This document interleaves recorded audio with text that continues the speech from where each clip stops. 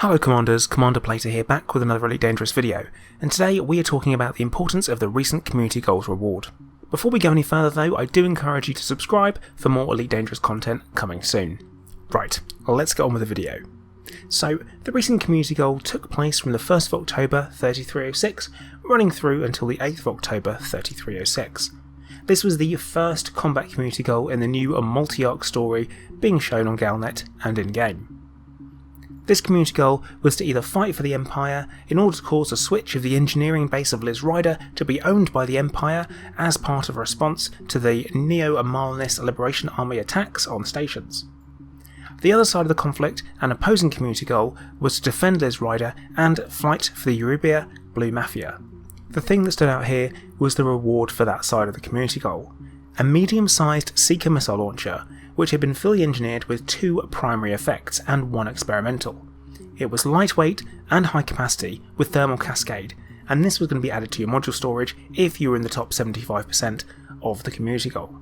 This was a game first for players, and it's important I do really emphasise the players part, as some NPC weapons are equipped with some effects that are not available to players. ATR, I am looking at you with your reverb cascade lasers. They're ridiculous. This sets a very interesting precedent for community goal rewards going forward, and this is also the first time a unique module has been rewarded as part of a community goal. Now, you might be thinking, hang on, what about advanced multi-cannons? Well, technically they were unlocked so they could be purchased but were not given to players. The reason I find this so interesting is because of the future possible community goal rewards. This is paving the way for some other new double-engineered modules. Now, I know there has been some reaction to the reward, saying that after a series of community goals that could all give a double-engineered module, older players would have an advantage over others. Now, I'm going to push back on this with the response of, if you think a single Seeker missile rack with both lightweight and high capacity is a thing that causes you to lose a fight or cost you a place in a community goal, it probably wasn't the engineering that did so. But what about someone with all the weapons from different community goals?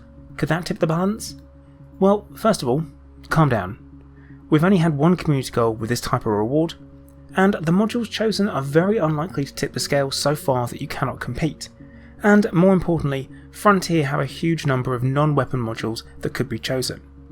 A couple of examples I would like to see simply be quality of life enhancements, like a weight scanner with long range and fast scanner, a Prospector Limbic controller that's both lightweight and shielded. And don't get me wrong, I would love to see a huge plasma accelerator with overcharged and efficient at the same time. Hey, maybe throw in phasing sequence experimental for the hell of it too. That would be incredible. But honestly, I don't see players getting their hands on these. But it does go to show how extreme the weapon improvements and imbalance could go, and this is the exact reason why we won't be getting weapons like this in the future. Frontier have confirmed that the double primary engineering will not be introduced to the game, with a statement of, these will only ever be offered as rewards for certain activities, when/if narrative requires. This will not be a function that we'll be bringing to the game for players to do outside of this.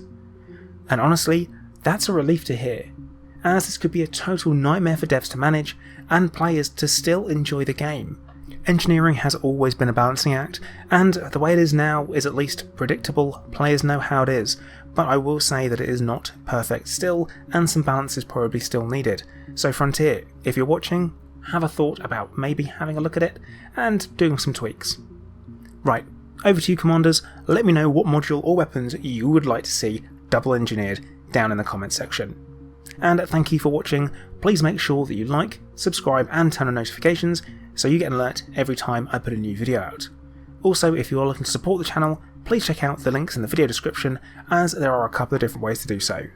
Once again, thank you for watching. Commander Plater, out.